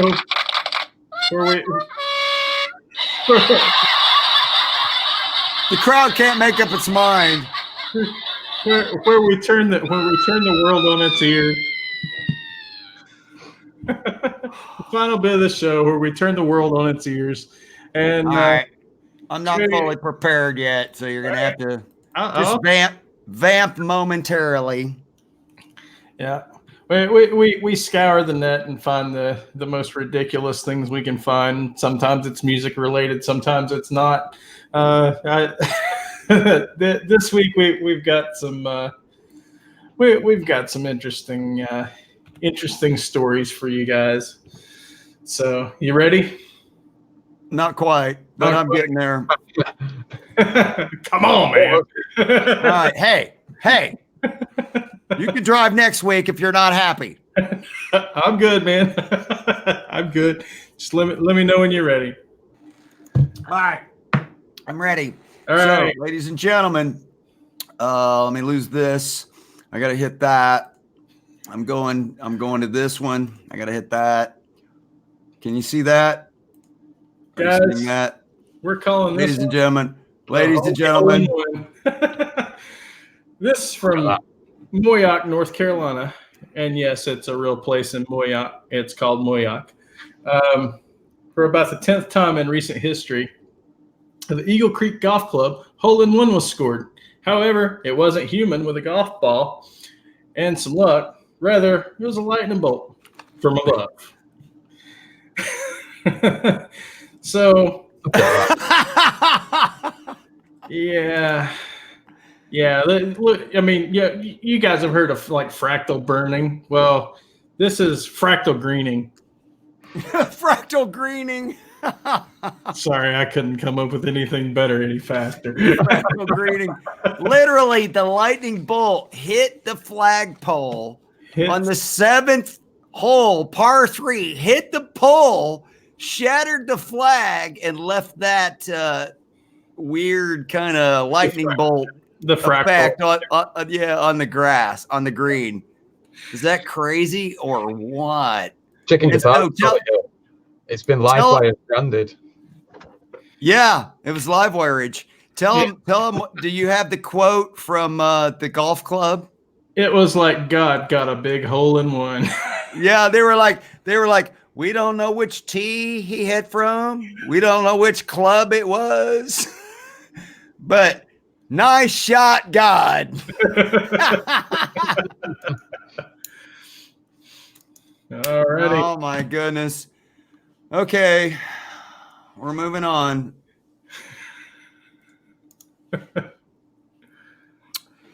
An unsuspecting New Jersey resident named Renee Jensen was enjoying a warm, sunny afternoon in her backyard last week when out of the wild blue yonder, a Pennywise dancing clown doll from the movie It fell out of the sky into her backyard with these odd satanic symbols on its forehead. So Renee, needless to say, was immediately freaked out and called the local police department, who showed up, and they were freaked out too. They didn't know what to do. They were like, we don't know what to do with this. So Renee decided, rather than just calling a priest and having her property blessed and some holy water sprinkled around, what she decided to do is she just burned the damn thing. And then butterfly ladybug show. Oh, hell no. Right. And then later, according to the story, and then later that night when she went to bed, she took one of the biggest kitchen knives she could find to bed with her, just to be on the safe side. If that landed in your backyard, would you not just like move away instantly with that? I'm putting my house on the market. I'm done. That thing is freaking creepy, dude. Is that creepy or what, dude? Freaking creepy. Creepy. She burnt it down. Oops. I almost blew it. I almost did it. Oh, darn. I hate when I do that. All right. You're up. Yeah. All right. So, well, but before you click over to the next frame, let me set this one up a little bit. You know, guys, let's see. What is today? The 28th. Yesterday marks Starbucks' release of pumpkin spice lattes for this year, right? Because it's almost fall. It's almost it's almost fall. Not where you live. There's no such thing, but well, we do have fall. It's just nicer. We can go outside in the fall. It's 85 in the fall. So, boys and girls, everybody's getting on this pumpkin spice train, including. Oh man! Tell me who's not disturbed by this, including. I don't even know if I can even do this or not. Including spam. Oh man, guys, this is absolutely true. That's got to be a joke. No, this is absolutely a real deal thing. Spam, and spam. But I want mine pumpkin spice spam. They have. No, this is totally real. Legit.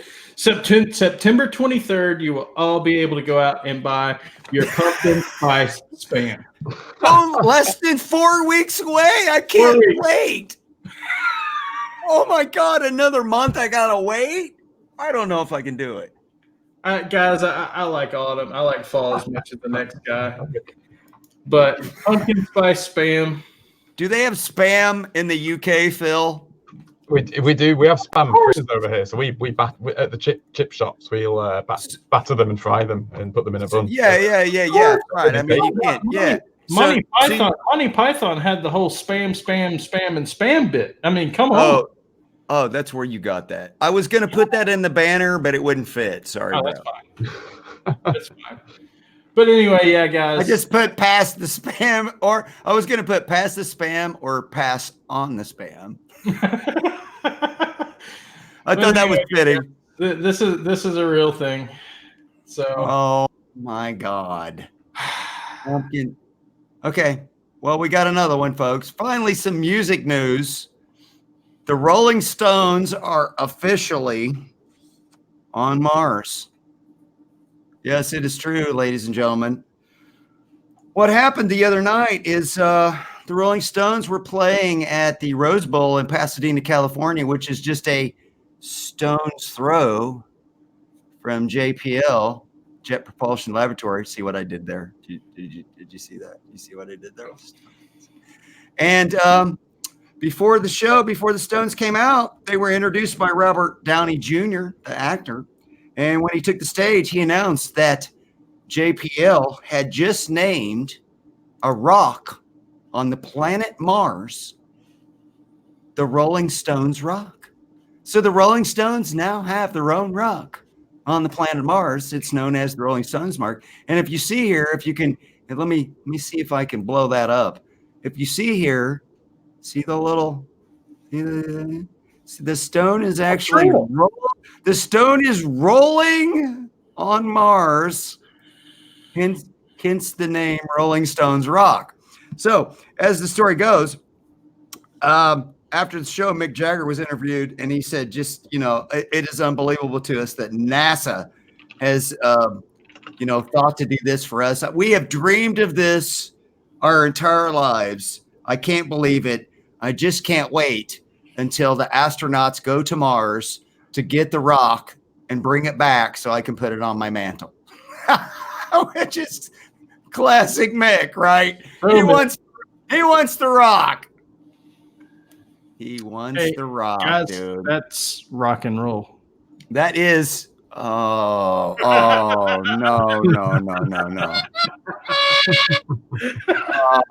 I couldn't help it, man. Guys, it's only rock and roll, but we like it.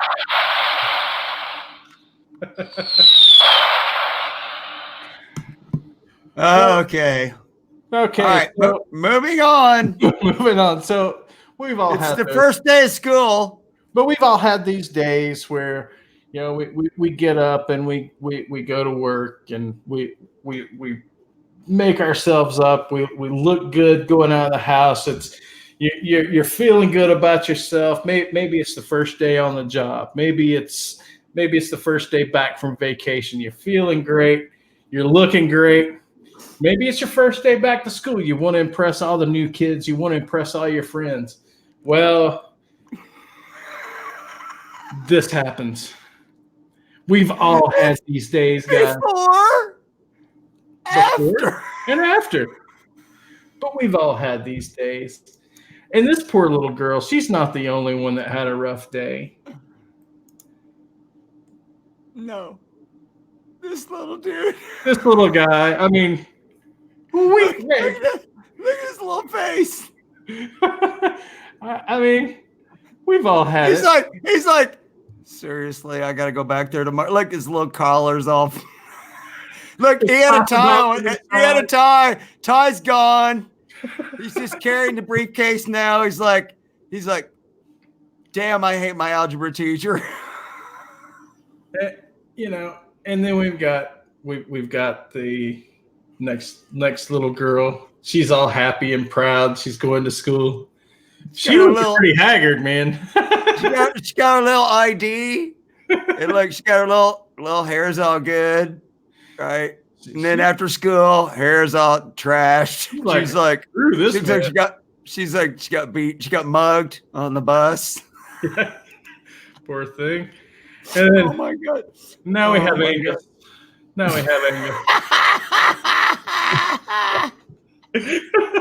Angus before the show, Angus after. Look. His shirt's untucked. Look. And his tie's blown out and his little collar. And look at his little face. He got like a D. He got like a D on his quiz, and he's like, "I fucking hate this place." Poor kids. We've all had those days. He's got his little Angus uniform on. Look, it's the first day of school. He's like, "Look, Mom, look how good I get." And then after school, he's like, "They beat me up at recess, Mom. It took my lunch money." Oh my God. Oh, we've all had those days. So. Oh man. It's just, you know what time? You know what time this brings us to, Dave? We're nearing the end of the show, folks. Thank God. It's going downhill real fast. Yeah, it's getting ready to go south, I'm afraid. All right, so title of this one is Mine, Mine, Mine. All I gotta say is I'm not even sure I can do this without laughing my ass off, so I'm gonna try. I'm gonna try really hard.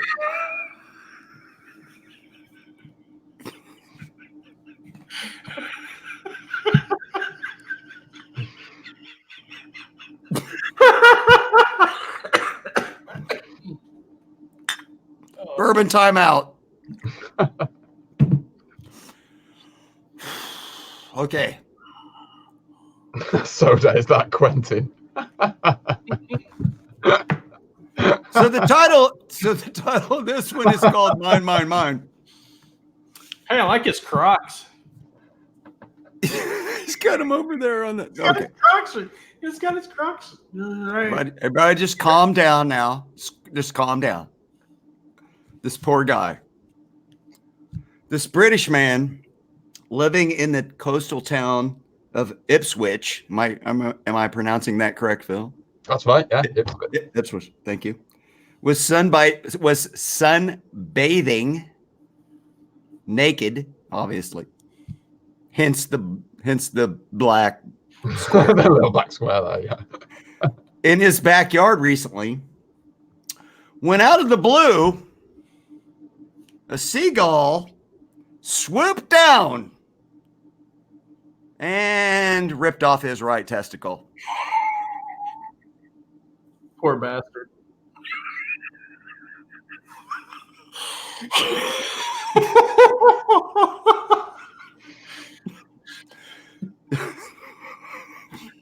The man says he awoke screaming in pain, you think? And saw the bird flying away with one of his crown jewels. See what I did there? Crown. Because it's England. You see what I did there? With one of his crown jewels wedged in the yellow beak. His horrified wife called the ambulance. I don't even know if you had 911. That was an ad lib. It's a horrified wife called an ambulance. 999. Yeah, 999. His wife dialed 999. Like, oh my God, the damn thing ripped off. Okay, and so the man was taken to an emergency room. A hospital source reported nobody could quite believe what had happened to the poor chap when he was brought in. He had lost a lot of blood, and he was in horrible agony. Doctors report that the injury is non-life-threatening, and tests have confirmed that his remaining testicle is still in working order. Experts say that seagulls are known to eat eggs of other birds. He's just plucking the egg out of the nest. And most likely mistook the man's testicles as a couple of eggs in a nest before dive bombing in for a tasty treat.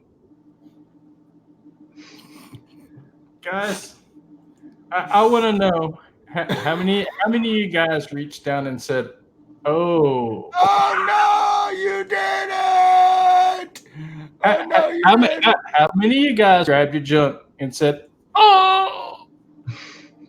Yeah. You know you all did.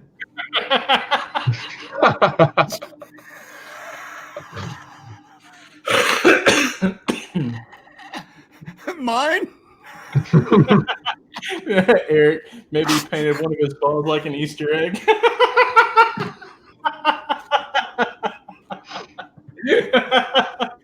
Testy one. Look at him. He's like, is that mine? No, that's mine. I think it's mine. It's mine. OMG. Oh man. That's gonna close us out for this week, guys. If any of you guys have any questions for me, Brian, or Phil, just tag any of us. We're all in the chat. We'll leave it open for just a couple more minutes. Why any of you watch this? It's beyond me.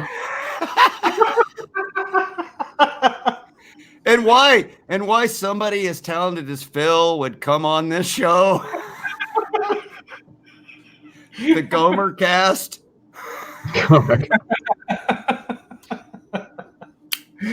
Oh man. Chicken Guitar asked about seagull beaks. We get really big seagulls over here. They eat rabbits and stuff. That's crazy. You wow. Pick up a rabbit and fly off with it. I saw albatross over there too, don't you? Yeah, albatross. Yeah. After I found this, they're big freaking birds. After I found this story, I found another story about a seagull that in England that swooped down and stole some woman's freaking chihuahua and flew the hell off with it. Yeah, that probably happened. Yeah. I mean, they'll steal your fish and chips and everything. You guys got bigger seagulls than we have. We just give them bread. They don't swoop down and carry off pets. Well, I mean, we have, here in Arizona, eagles and hawks that do that. Yeah. Well, we have owls. We have great horned owls, and I mean, they're tall. They're big birds, and they're notorious for flying off with small, with small pets, cats, dogs, small dogs, and that kind of thing. But yeah. Oh, yeah, seagull doing that? That's crazy, man. That's wow. Can you imagine the pain? I mean, it's not fun. I mean, that ain't funny. Nope. Nope. I mean, it's funny. It's funny. It is, but funny. it ain't funny. It ain't funny if it's you. But listen, if you'd had some underwear on, you wouldn't be in this this situation. That's a very fair point. Chicken guitars. Got some nasty bites from a full-grown Rhode Island Red.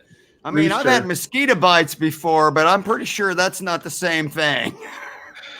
Kaylin says, "Damn, I got some nasty bites from a full-grown Rhode Island Red rooster, but their bites just piss you off. They couldn't neuter you." They couldn't neuter you. Oh my god. Oh, poor Phil. That's this is only episode 5, and we picked on people from the UK twice in 5 episodes. We have to move on to Canada next week. We'll pick on somebody from Canada. Pete Hickson says down here in Australia they've got mozzies that carry off lambs. They got what?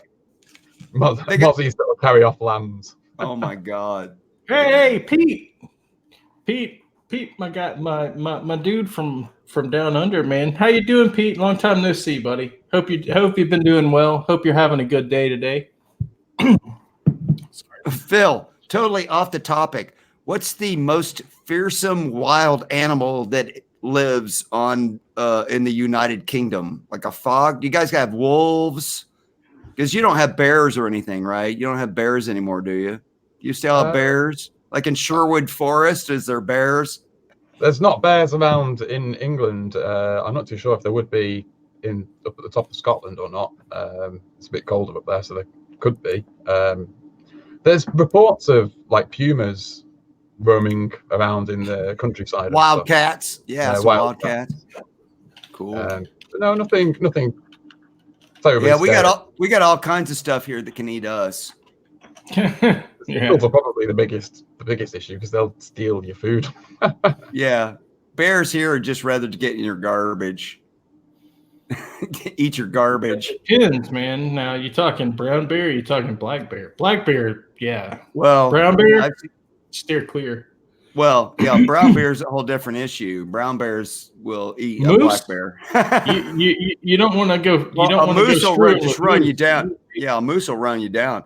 Tonight, like an hour before the show, I'm out in my backyard and I had a female deer go trotting through because I kind of live in the woods, and I went, "Hey, pretty deer," and she just like stopped and her ears went up, and for 10 minutes, she stood there with her ears up looking at me while I just talked to her, right? I was like, "Hey, pretty dear, come on over here. Come here, girl." And she's like, "What is that?" And I'm like, "Oh, you know what? This is not good because a month from now, some hunter's going to go, 'Hey, pretty deer.'" Dead deer. I just conditioned this deer to stop and listen. Oops. Run away. Yeah, it's getting ready to be hunting season over here, Phil. We have a lot of deer hunting. And we have to because the deer will starve to death in the wintertime. We have so many freaking deer in Ohio where I live now. There's more deer than there is habitat. So if we don't hunt them, then they will literally, a lot of deer will just die because they don't have anything to eat. It's kind of, yeah. So we have to hunt them. Yeah, it's conservation at this point. We've got javelinas, which are wild pigs. They're not like the boars that are down south. The wild that are mean, they can mess you up. They can still mess you up. The javelinas can still mess you up, but they're smaller. They're smaller wild pigs. Quentin James said you killed Bambi. No, I didn't. I just talked to Bambi. I didn't do it. I was like, "Hey, Bambi." Of course, we also have pumas or cougars, and we also have jaguar too. Yeah, but the man killers you have are about 5 different kinds of snakes. Try about 17 different types of snakes. Yeah, Phil, they have snakes where Dave lives that if they bite you and you don't go get the antivenom, you're in big trouble. Yeah, we have a couple of snakes native here, but nothing that can. Yeah, we got like 17 different species of rattlesnakes here. Yeah, no rattlesnakes, anything like that. You got those coral snakes too, don't you? Don't you have coral snakes? Coral snakes. I mean, their fangs are in the back of their mouth, so they've got to like sit and chew on you. But yeah, you definitely don't. Of course, we have scorpions, but scorpions here aren't. I mean, people make a bigger deal of them than they really should. Until you get stung on the bottom of your foot by one, then you make a bigger deal of them. The worst you're going to get to bark you step on one, then you're like, oh. Well, the worst you're going to get to bark scorpion, and it'll put a hurting on you for a couple of days. But R3 says the biggest problem in the States right now are the cougars in Chicago. They're totally out of control. Yeah, for sure. But we've got deer here. We've got, you name it. We've got all sorts of crazy wildlife here. You've got it all in Arizona. Crazy wildlife. We got sidewinders here, Denny. Yeah. We got the sidewinder rattlers, and the sidewinder is a rattlesnake. Yeah, but Pete, you're right. More poison. He sidewinds, hence the name. Yeah, if you've never seen how they move, most snakes move in a like this. Phil's like horrified. Look at him. He's like, look, it's like Phil. It's like I like bats. I'm not into snakes at all, dude. Oh, I've got a snake. I've got a pet snake. You got a snake? Yeah. My son's got a snake too. We have a snake. It's a corn snake. I have a corn. We have a corn snake too. Nice. What kind of face do you have? What? Oh, you got a picture? Oh, let me blow you up here so we can see. My son has a corn snake too. We've had him about 8 years now. He's about 5 foot long. No, I've had mine for about 8, maybe We got him when he was literally 10 inches long when we got him, though, dude. He was a little bitty dude. Oh, yeah. So you have the same coloration we have. Ours, when the farm we bought him from, they called it a Miami phase, but just a red phase. I think this is Carolina corn was what mine was called. But it's a really common sort of orange red color. Yeah. So we have the exact same thing. So that's cool, man. That's something else in common with Phil Moseley. Sweet. Yeah, ours is like 5 foot long now, dude. We got him when he was 10 inches long, and he's 5 foot long now, dude. Oh, Quentin. He's a tiny little baby, and no. Yeah. Quentin, that is the scariest thing in any Waffle House is third shift. Not just in Kentucky. I used to work second shift at Denny's. I'm sorry.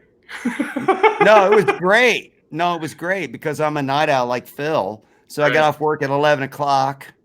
Right? No, I mean, I got off work at 11 p.m. The bars are still open till 3. I got stuff to do. No, Brian, just because it's Denny's. Well, yeah, Denny's. Denny's is like Waffle House wannabe and then some. Yeah. They're about out of business now. I don't know if they're still around or not. No, they're still around. They're still kicking around. So, but anyway, guys. I bet they don't have Denny's. I bet they don't have Denny's in the UK. I don't think so. I've not heard of that one either. That was So it's a 24-hour more or less breakfast joint. Oh, we have stuff like that. Yeah. But it's a chain, so it's nationwide. But it doesn't heat up until the bar's let out. That's when it gets going. Waffle House is 10 times better food than Denny's. Oh yeah, Waffle House is better. You guys have that? You guys have Waffle House? No, I don't think waffles are a huge thing. Phil, when you come, you can get a pasty at any time over here. So Phil, next summer when you come over to the States and you crash at my place and we go to Sweetwater, I will so take you to Chick-fil-A and Waffle House. No. At Waffle House, you gotta get your hash browns scattered, smothered, covered, chunked, and diced well.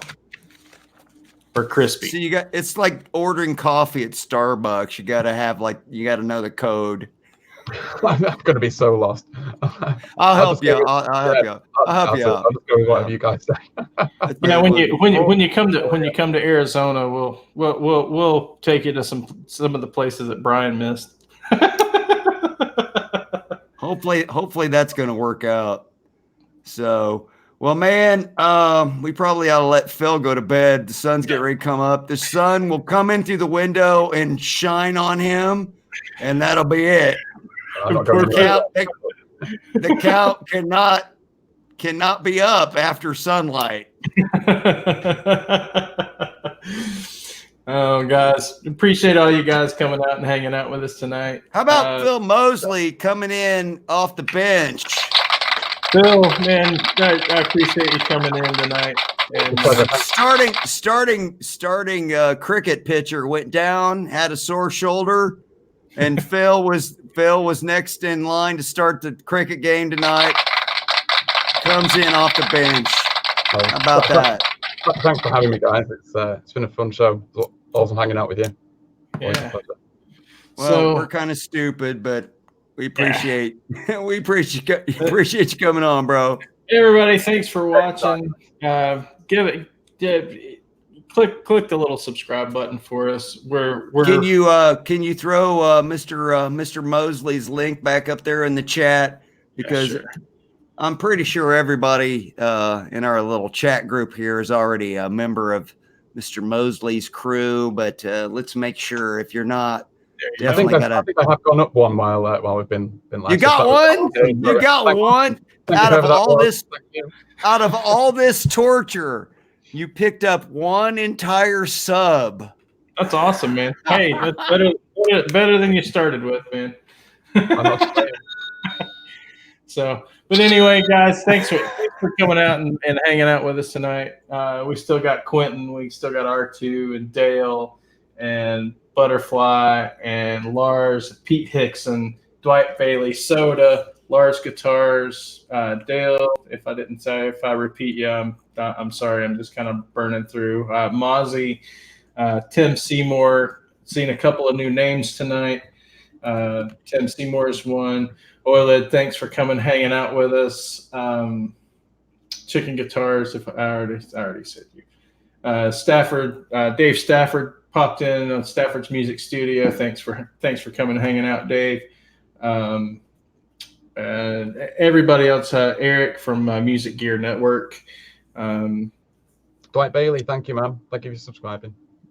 Dwight, okay, good deal, man. Hey, Dwight Bailey puts out some good videos, man. That dude can play and sing. He puts out videos where he's playing and singing. I like that. Terry Himes, all you guys, we really appreciate you guys coming and hanging out. We do.